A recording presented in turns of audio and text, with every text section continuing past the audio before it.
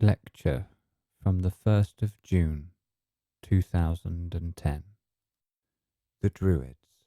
Lecture 1. Philid. First idea for contemplation. The Grail. Lecture 2. The Celtic Book of Death. Second idea for contemplation. Merlin. Lecture 3. The Trees. Third idea for contemplation. Lecture by Eleazar Harash. Translated by Ruah Ezekiel. Narrated by Daniel King. Let us do our protective formula. The Druids. Lecture 1. The Druids were called people of the oak. Druid oak means an ancient one, the guard, the guardian of the gate. The oak is a sacred being. It has an ancient age and experience, an ancient reasonableness and consciousness. The word consciousness is key here. This is a being, a supreme being, also called an oracle. The oak is a being from which an answer can be received to an important question, and through it, so-called belliness can manifest. The supreme divine essence. In order to see the soul of the oak, you must get into the very centre, the heart of the tree. And the Druids say, you have to sense the secret of the oak. You have to sense in its strength, individuality, something distinct.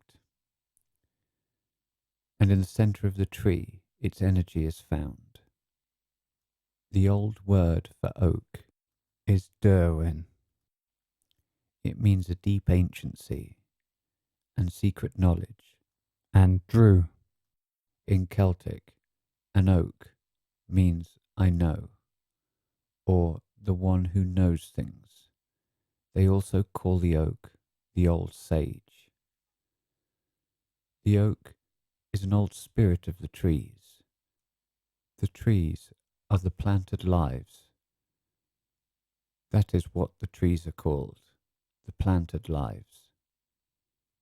And the oak knows the secrets of these planted lives and of the forest, because it is a keeper of the forest wisdom. The true Druid wields the state, which the Toltecs call Nagual. This is the state without speech, without words. This is the state of the purest anciency. The matter is of a pure speechlessness, pure spirit. In this state, things are seen clearly. The Druids were knowers of the trees, knowers of, as they call them, sacred beings. This tree, the oak, is a symbol of the cosmic tree, which upholds the three worlds, the supreme one, the middle one, and the bottom one. The oak is strength, fidelity, depth, a strong root, all titles of the sacred, of the innermost, the primordial element. The sacred is the ancient power of penetrating into things. So upon this depends the penetration into things. And so, Druid, this means a sage who reveres the oak, the sacred beginning. According to the Druids, the world is a marvellous place, because Dagda, or the Great Conception has planned out everything. This is why this world is something beautiful, because he has really planned out everything. I will only divert here for a bit. In Russe and in Burgas, now, at the last lectures, because they asked questions there. The questions arose of the financial crisis. These are elementary things. I will only hint here. There is no such word. Such a thing does not exist. But from another point of view, there is one crisis. And it is the only crisis. Remember it. The impure consciousness. This is the only crisis. And whether a person is rich, poor, or living in luxury, it does not matter. There is no worse crisis than this one. Even if their whole life passes like this, they are in a crisis. And even worse, if their whole life goes by smoothly, they will sense this in the other world very late, but they will not sense it completely, because they are dying without awareness. The dead person in this world and in the other world can be distinguished by this, a lack of awareness. There I explained one occurrence. Here I will only hint it. People think that this is some kind of injustice. For example, when the lion chases the deer and it rips it apart. From a human point of view, there is some cruelty, something inaccurate, something wrong. And actually, from the divine point of view, a very, very deep beauty. I explained there and here to you. I will say it too. In short, in time, when we will be speaking of the animals, there we will speak in more depth. The lion is not created to be a lamb. The deer is not created to be a tiger or something else. God has invested in them the respective instincts, i.e., spiritual powers. Through them, he is working, and in time, he develops these powers in the future. He will use them for his secret aims. There is nothing ugly, nothing unpleasant, and nothing unjust. But if you are looking at it from a human point of view, you may go down the road of disapproving, of criticism, etc. And you will be losing your humility more and more. And that is where the divine I originates from. So, I will only tell you, in short, whatever techniques you do, whatever things you train, even if you are ruining yourselves training, if you have no humility, if you have no mastery over yourselves, and a constant gratitude, everything is turned into perishment. So, I diverted for a bit. According to the Druids, all mistakes must be turned into knowledge and insightfulness. And the one who truly wants to learn, they are able to learn from everything. If something has captured your attention, then it has something to teach you. What is this? The Druid? The Druid. This is the ability to enter into your inner dwellings, in your concealed levels of reality. The name Druid is a living idea. This is the sage who is concealed deep within every person. This is the sage in our subsoil. That is where the oak lives, there, in our roots, because we are also oaks, trees. The Druid is an oak sage. As I said, because they have worked for this sage, they have sought it through self-knowledge, and they have found it within themselves. The Druid, this is simply the concealed sage within us. This inner sage is our own depth itself. This is why we are kindred to all such teachings. Everyone is a Druid, but you have to have devoted a lot of time to this seeking, to this self-knowledge. For seeking and finding yourself, some real time must be set aside. I want to say everyone is a Druid, everyone is a Sufi, everyone is a Taoist, everyone is a Gnostic, but some have arrived and others are walking on this path. Our real existence is a Druid, and the ordinary being, it is simply just human. The Druids were the priests of the Celts, and their proto-masters were the Ferelts, who are the priests of Atlantis. According to the Druids, the earth is the sacred body of the life of the trees, and the trees are beings of the secret. And according to them, the tree is a key towards our inner path. The Druids say, today, the sacred body of the earth is contaminated and saturated with a lot of waste, and the trees are sick. And this means that people will be sick as well. Plants are dying, waters are polluted, many animals, fish and birds are dying. The cycle is sick, and along with it, man is dying too.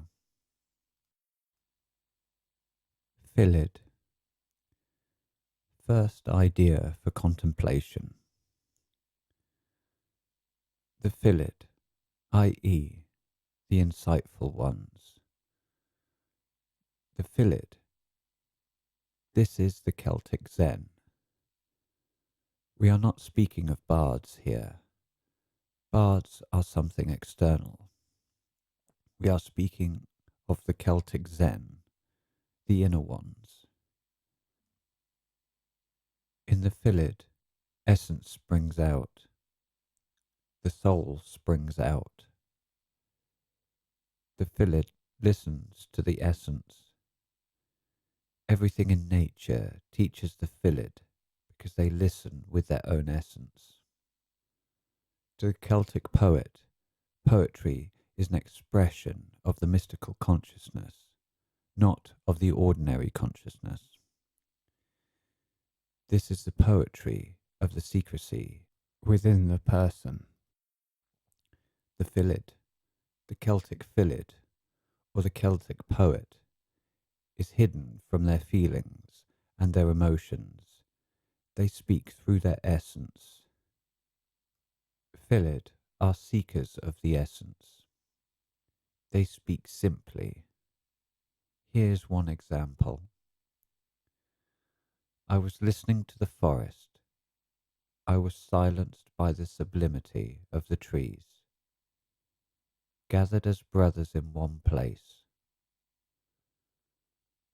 Simple things, but clear and deep. Gathered as brothers in one place. The trees are a brotherhood. To the Philid, every being is something sacred. The true Philid, walking upon the earth, feels constantly its sacredness.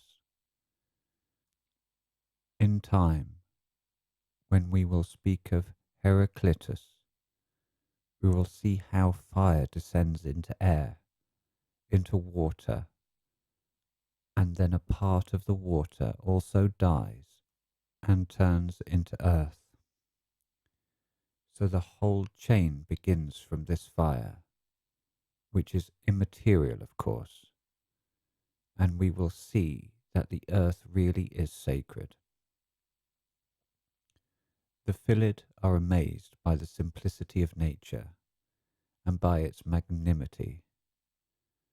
The Philid has an open heart towards their soul. Here is something from the poetry of the Philid. I know that the bird made the wind itself fly. Sacred were the branches of the spirit-inhabited trees. As a whole, the energy in the trees is also moved by the spirits who live within them. In many of the trees evolved beings, and in the oaks, beings from the race of the gods. And the air was holy. Sacred was the water too, and the fire was holy as well. I have a hut in the woods. God only knows of it. 2 aspens embrace it. Look how similar a style to Zen. 2 aspens embrace it with their leaves. The hazel tree down below is singing. An oak of centuries embraces us with its branches. One Philid says, I am a son of poetry. Poetry is born of shining. Shining is born of contemplation. Contemplation is born of habit. Habit is born of study. Study is born of great knowledge. Great knowledge is born of reason. Reason is born of attainment. Attainment is born of wisdom. Wisdom is born of God. Not somewhere in temples, say the Druids, is the mystery, but here, around us and within us. And there is no need for travel, because the anciency is here. The supreme Philids say, even the deepest darkness does not suspect of the secret flame concealed within it. The deepest darkness, called in the language of the Druids, Kit Raul, i.e. the dark.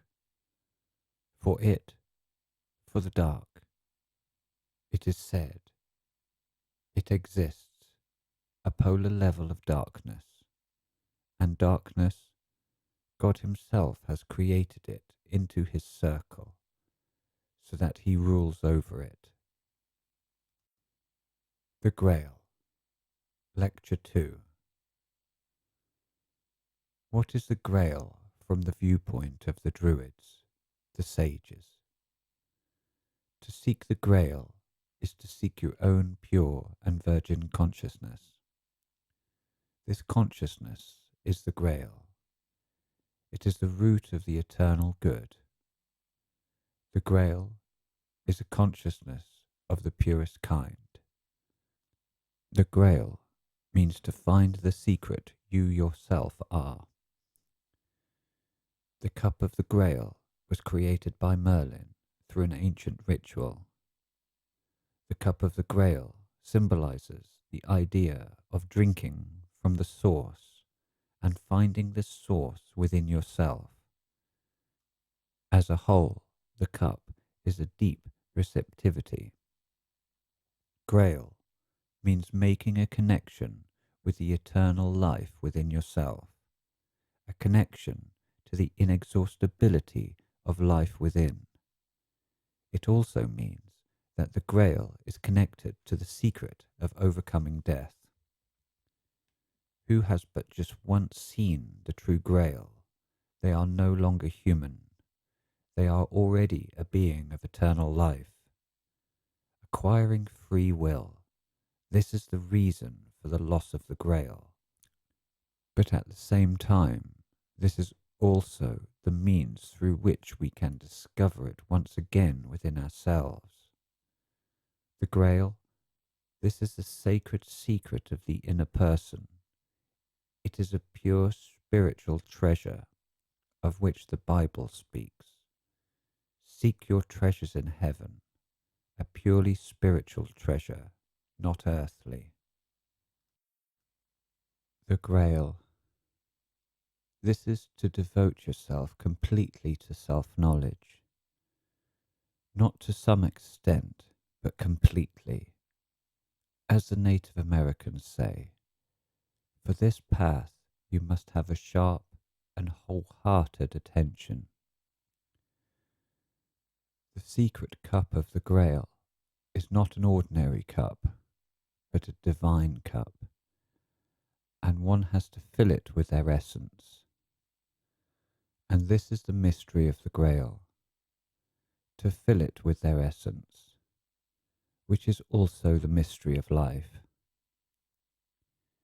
Said in another way, in order to know the secret of life, you must see the secret of the Grail, the secret of your essence.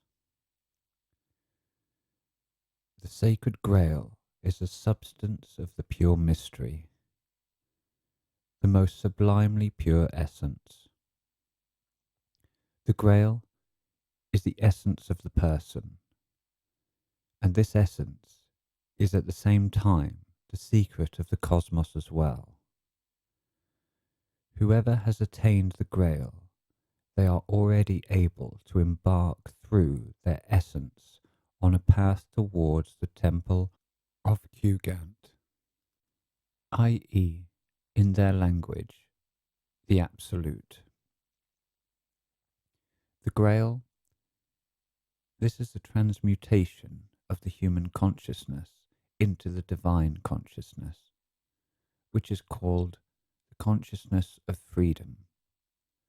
The true Holy Grail is the substance, the pure life force which precedes any physical form. And whoever diligently seeks the Grail, say the Druids, does not find it. I will explain.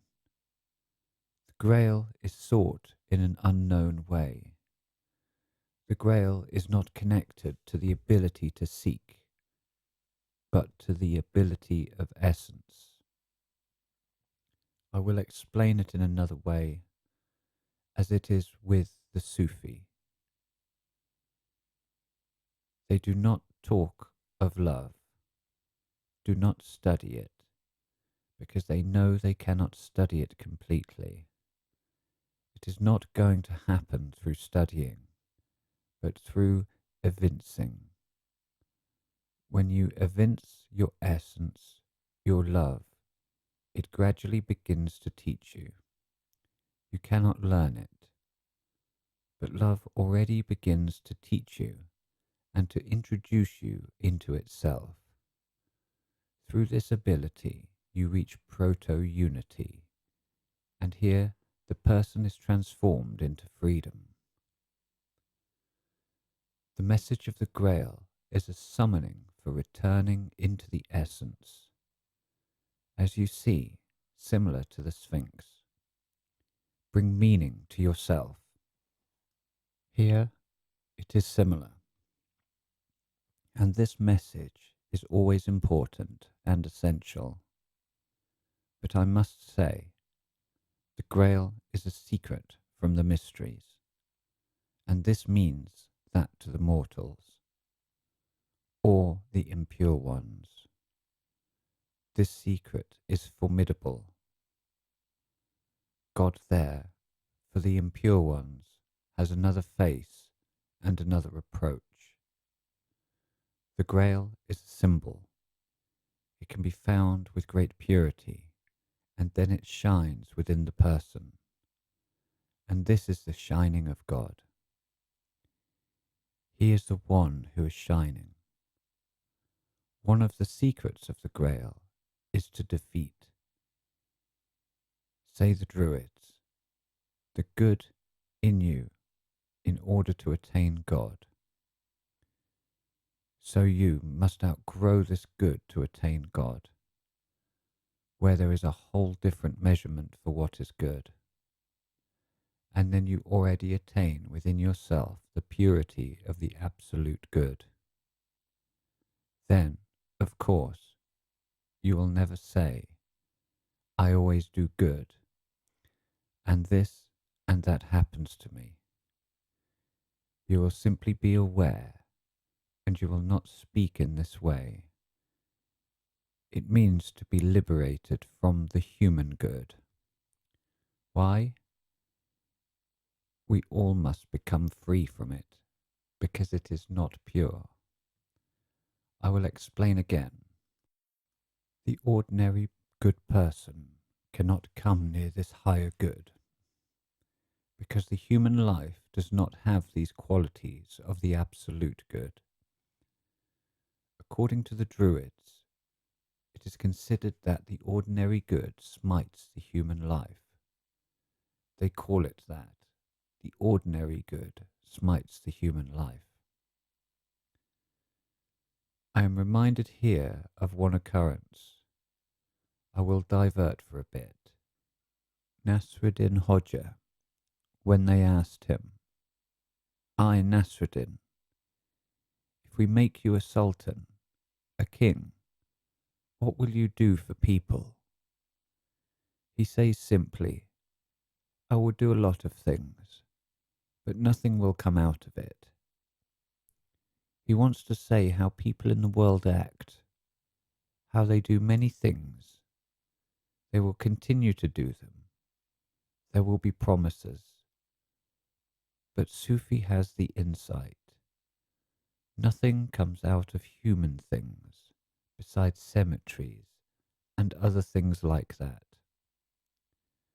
So the ordinary good smites the human life, and this is why only the Grail can heal this good and this wrong life. The word Grail, which also means cup, besides essence, but it otherwise means also a place that contains, which means a very deep receptiveness. This is a quality of the purity of humility, the deep receptivity, in this case, receiving the higher good, i.e., the good of God, not our good, but the good of God. And so, this cup, this great receptivity, this depth, regards the concealed life of God. So when we are seeking the Grail, we are seeking the concealed life of God. The Celtic Book of Death. Second idea for contemplation. The other world is considered by the Druids to be a reservoir for the souls. The Druids and the Celts say death is a priestess, a secret bridge towards the peculiar life. The conscious life is also a conscious passing into death. For the conscious fire within the person, death and life are in unity. It is exactly this that Heraclitus says.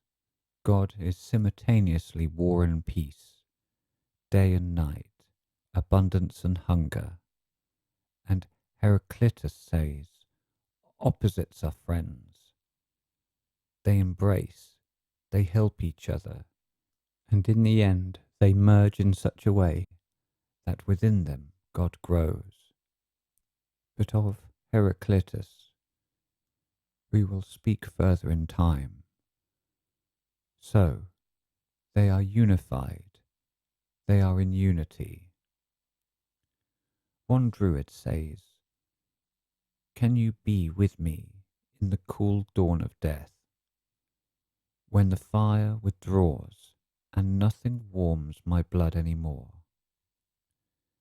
Can you observe when the candle burns out and the invisible friends have gone? A long and peaceful rest awaits me. I have told you the word dying means going to the world of peace, into peace. The word itself shows it, and it is very precise. Translator's note. In Bulgarian, the word dying, to die, is composed of the words into and peace. I am embarking on a journey with an open heart. This is how the essence speaks. There are no tragedies here, no comedies, no excess flowers to give the deceased flowers. And even while they were alive, then still, but anyway. Now, love gives me another birthing. Death is, as a whole joy, and again it summons me later to return to earth. Death is a journey in the vastness of your own essence. If you learn to enter into yourself now, then it will be very easy for you. This is for the person who is aware. Anyone who cannot control life, they cannot control death either. It is not important, says the Druids, whether life is in a body or not. What is important is awareness. After their death, the conscious person is born into the vastness of the boundless life energy. We always have a connection to the energy. We move in it. We move in life, not with our body, but with our energy. Some people think that it is the legs that walk. No such thing. The legs cannot walk. This can be seen very clearly in the grave. Why isn't the person walking? Because the energy is the essence. It is so simple. So, we do not move with our body. That is like saying that the car is moving as spirit. If we start the car, it will move. The ignition is the key. The key is essential. We are moving through our essence, through our energy. It moves us. And our essence, this is simply life itself. Whether we are in a body or not, whether we go in or out of our car, whether we go inside our house or not, the essence is our life. And the Master has said it very simply. When I go out of my house, or if I go out of my apartment, well, am I dead? Just because there is no one in the house. See how simple it is? But in time, we will be speaking especially about death. Now we are speaking about a short excerpt from the Celtic Book of Death. If we are aware, we are always within our essence. When the breathing of the body stops, then the breath of the soul becomes free. An enormous joy, freedom. In this world, and in the other world, we are travelling towards our eternal birthing on a higher level. Life is, say the Druids, a great transformer. After death, the reasonable soul feels its home, which is the free living space. So these are not caves, apartments, etc., but the free living space, an enormous freedom. In the other world, there is also knowledge being taught, say the Druids, but in the form of philos. This means in the form of inspiration. On earth, every true friend of ours is a soul friend for our journey to ourselves. We are speaking of the true friend. They are also a soul friend for our journey towards the essence. Death is also, say the Druids, a compassionate friend. So, God is everywhere. Death is a concealed, compassionate friend who gives the soul rest. Sometimes There are people who love their close ones so much that they are detaining them with their love, and the person wants to rest. The soul wants to rest, but it is such an attachment, and the soul continues to live, to sigh, and to dream of that rest. But either way, a day will come when attachments will not help.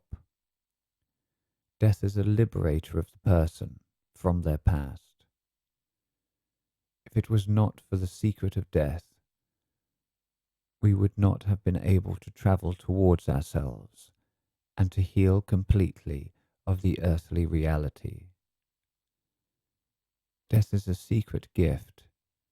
It is a healing journey towards your own self. What awaits us in the other world is mostly our accumulated love. In this direction we are moving. Where our accumulated love is, whatever we have devoted it to, that is where we are moving towards. Death is only one moving, with which life simply continues, with all its shapes and boons, to another world, the mistakenly so-called world of the dead, or the fabled world beyond. A birth here is a death that has happened in the other world, say the Druids, but death never, ever defeats the person.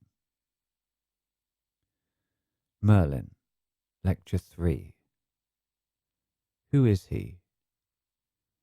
We will talk again another time, and today as well. A priest, a master, a great magus, a mystical philid, i.e. a true poet. Not a bard, but a mystical philid and poet, one of the most ancient gods of the first solar race. The secret leader of the Druids, who also comes from the deep, ancient wisdom of Atlantis. In Merlin there sounds the ancient other world, peculiar, mysterious. Merlin himself is such, a peculiar world, mystical, twilight. He himself is twilight, and he lived in twilight. A wanderer from Wales. His name is the True One. I have said it to you before, Merdin Wilt, which means Merdin, the primordial. Ever since childhood, he lived in twilight. But what does that word mean? I will not get into it too much. I will explain to you briefly. The word twilight is a strange state between matter and consciousness, between the two, and at the same time it is deeper than both. This is called twilight. Ever since he was a child, he had to explore the earth, the plants, the animals. Later, the secrets of the sea and of the clouds. From childhood, the secrets of the wind.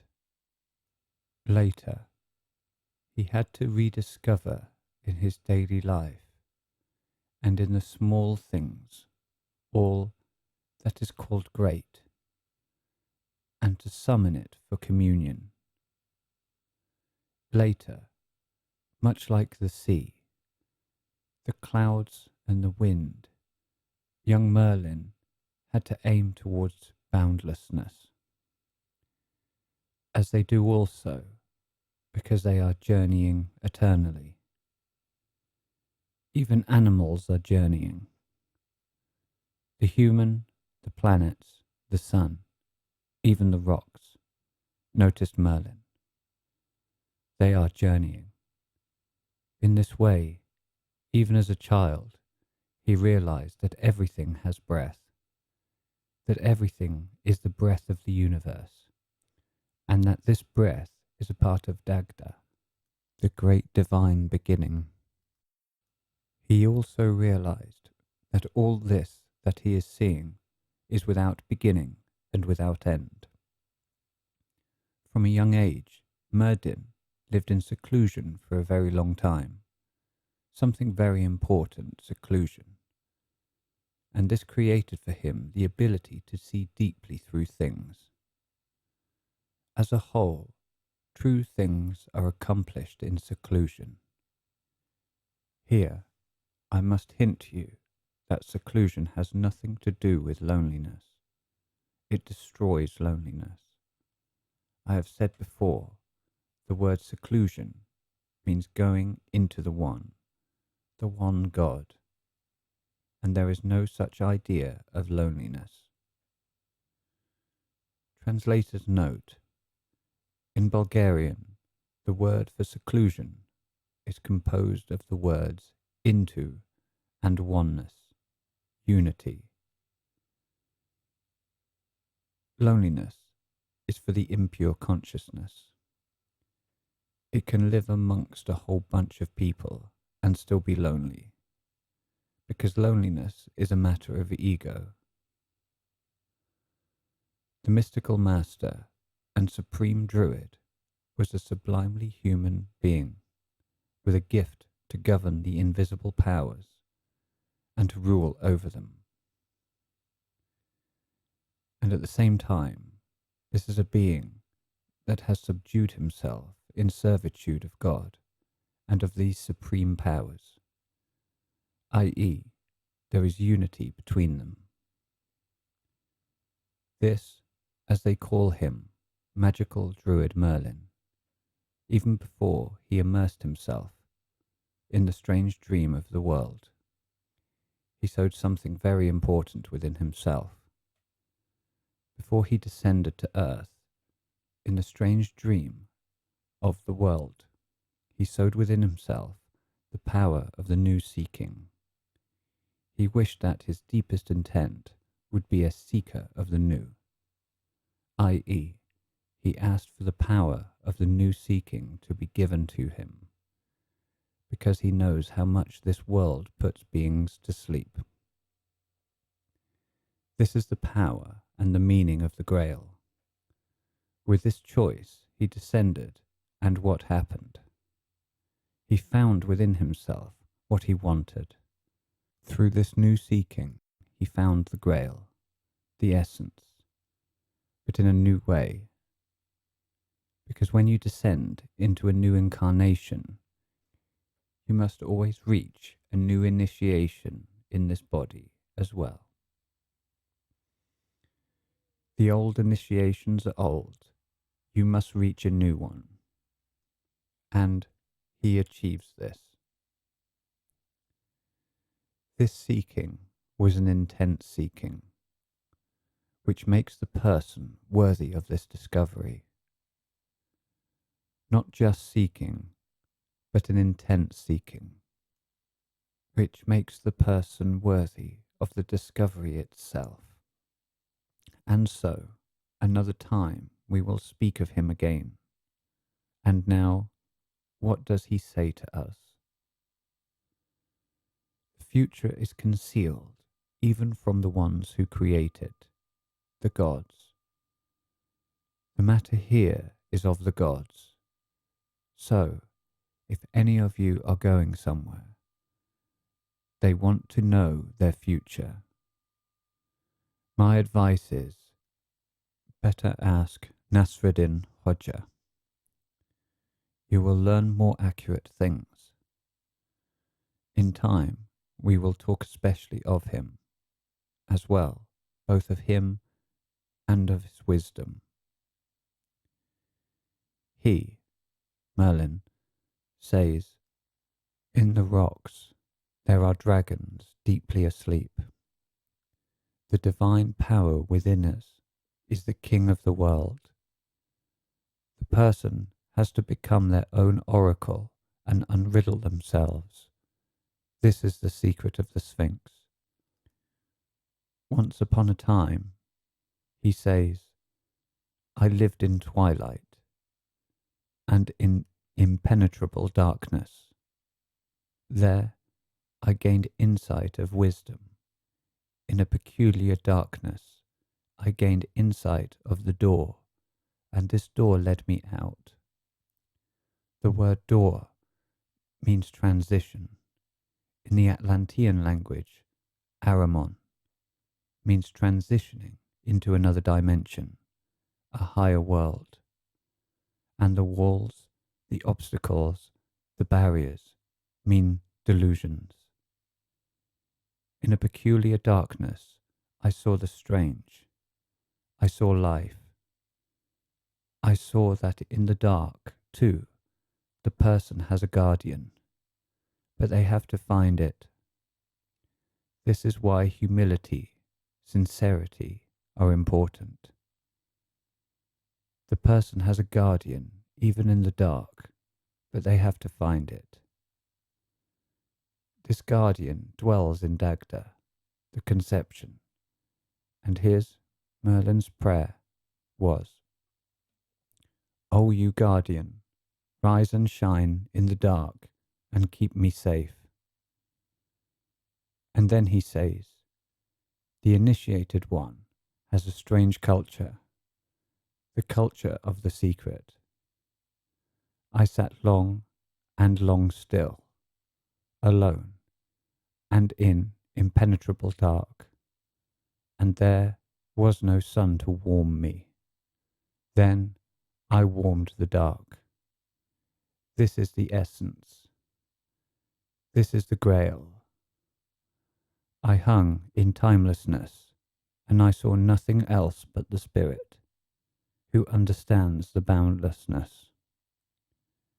I felt strange, but my spirit understood timelessness. Whoever has overcome death, they begin living in a bottomless abyss. The matter here is of the boundlessness. Everyone must enlighten their own dark times. This is the task. Some are asking what the task is. Everyone has sown, since their past, dark times, the so-called karma. And he says, everyone must enlighten their own dark times. Everyone must find, in hell, their own times of light. So, in trials, in suffering, in hell, you must find your time of light. The true knowledge, this is to ignite within yourself a perpetual fire. Everything is protected by the power of the fire. This is the same as what Heraclitus says. But we will speak of that too, in time. Darkness is that force which cannot penetrate the ring of fire. Then he says something about the quiet. The quiet is a fearsome spell. When the divine gave up talking to the person, when the divine gave up talking to people, it became quiet. Of course, if God listens to all of the person's nonsense, it is something endless. So, when God gave up listening to people and talking to them, he became quiet. He hid himself, and he is waiting for whom? He is waiting for only the worthy ones to find him in this quiet. And there he speaks privately, because he is the measure, and he knows who is worthy. This is why he hid in the quietness. Then he says, only by fighting the dark do we gain the ancient true knowledge. Not just knowledge, the ancient true knowledge. Again, a big likeness to another priest, Heraclitus. Heraclitus speaks as a priest. He is a priest, and he is of priestly kin.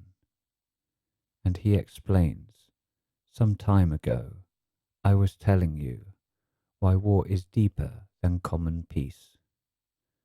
Because common peace, I will repeat again, common peace gives birth to stagnation. Stagnation breeds demons, and war comes to help. Renewal. He says, war gives birth to a new life, a new unity. War is a great reasonable madness. Thus says Heraclitus, and he is right. Reasonable madness, because from it, in time, a great peace is born. This is why opposites are friends. But, in time, we will speak of Heraclitus. He, Merlin, says, create a future while you still have time.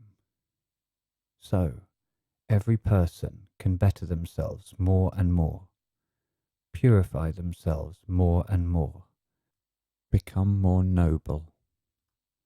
The person can intensify this process, or they can dilute it. It depends. He says, in fate, there are currents and whirls which must be studied and overcome. And then Merlin says, the ancient way is concealed in the times of legends. The ancient way is concealed within action. Act purely and do not think of yourself. This is what the Master says as well. Speak the truth and do not think of the consequences. If you start thinking too much, that you will lose, that there is no gain in this, you are done for. Tell the truth and do not think of the consequences. But, of course, this is not that easy, because you have to have the measure. What is true? And this depends on whether you have devoted yourself to truth. And when you have devoted yourself to truth, still years will pass until it teaches you. The trees. Third idea for contemplation. The tree is a sage being. If you succeed in seeing the soul of the tree, you will also reach its center, its concealed consciousness. In the concealed center of the tree, its energy is found. And what the Druids say, energy is the field of consciousness. Once you have a special love towards the tree, you are creating a voice within the tree, and this voice will respond to you, but only to an important and essential question, never a question about another person.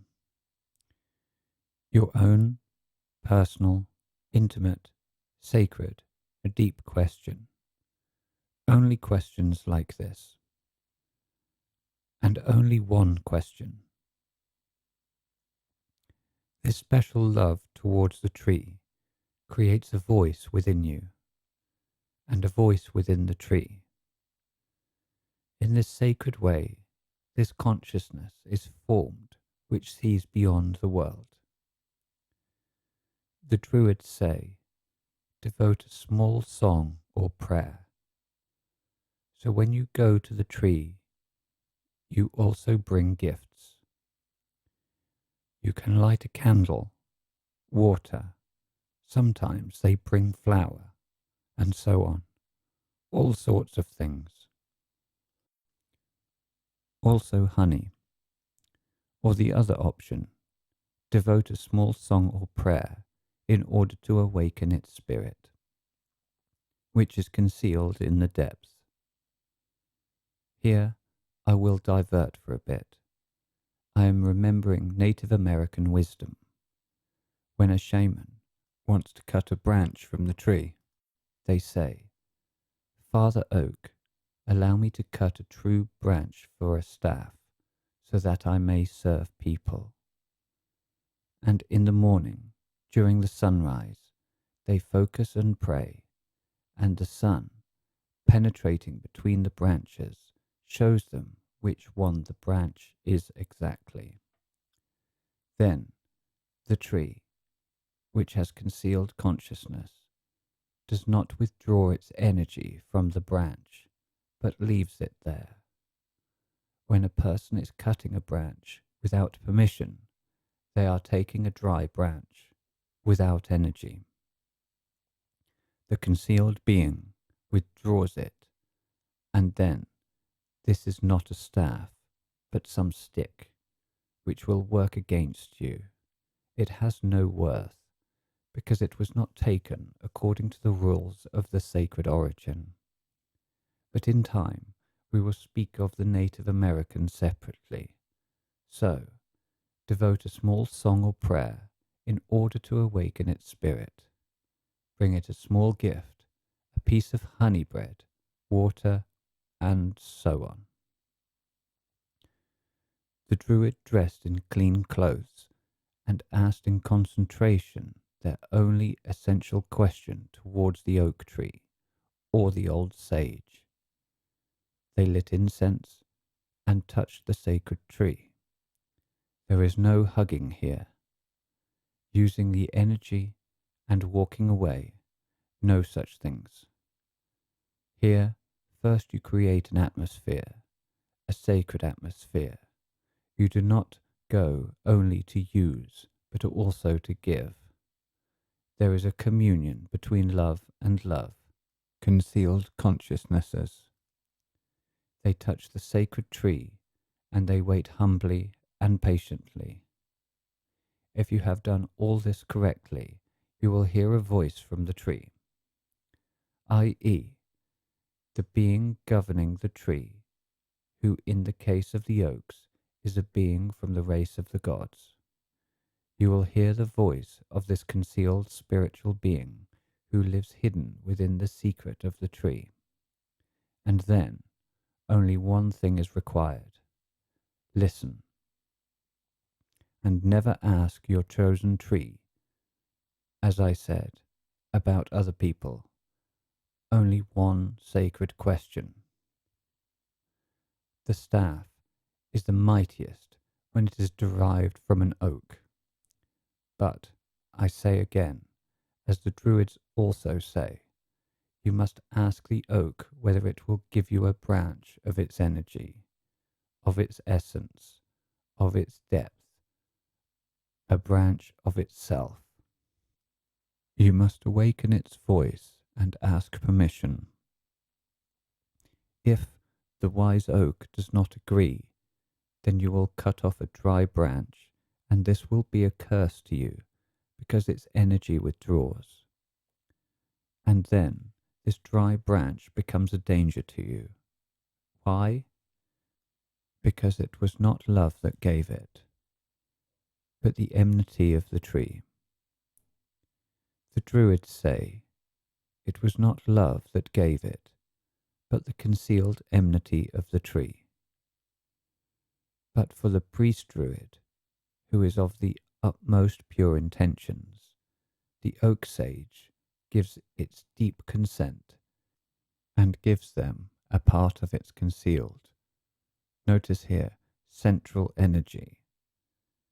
That is also concealed, both within this being, who governs, and in the secret consciousness of the oak, in its centre. Precisely this energy, and this branch becomes a staff, and it truly heals. The tree is a sacred natural beginning, and if it is a beginning, say the Druids, it is also a master. Beings live within the trees, and as I said, in the oak, gods live. Within the trees there are spirit masters, and the Druid bows before them. The Druid feels in the branches, in the leaves, in the voice of the wind, in the emanations of the spirit master. They feel the answers. The master also says of the leaves of the tree that judging by them you can tell what thoughts the person has left under the tree. As a whole, the tree is a mystical being. It is a spiritual gate towards the heavens. It is a gate to wisdom, and it is light for the sages. To Druids, the trees are their brothers. Through the tree, gods and humans meet, and this is why the Druids say, "We are one kin with the trees," and, immersing themselves in the essence of the tree, the Druids found many secrets. To stand beside an old tree, for the Druids, means to stand beside an old friend. To awaken the tree means to penetrate within its centre, within its essence, and to merge with the tree means to become immutable as the tree. So, there is such an exercise to experience its immutability. It is much deeper than motion, but we do not know that either. As a whole, immutability, everything originated from it, and there everything is renewed. In order to become immutable, like the tree, you must change places with the tree, and when you succeed in merging with the essence of the trees, then you enter into their secrecy, and into your own secrecy. The tree is a manifestation of a secrecy, a manifestation of another world that descended into our own world. So this is another world, beings, brothers, who descended into our world. The ancient names of the oak are Daya and Derwen. According to the Druids, this is our ancient ally, especially the oak. But not only. And say the Druids, God is in the centre of everything, and he is the cause of everything. He created trees so that they teach us wisdom. Aum.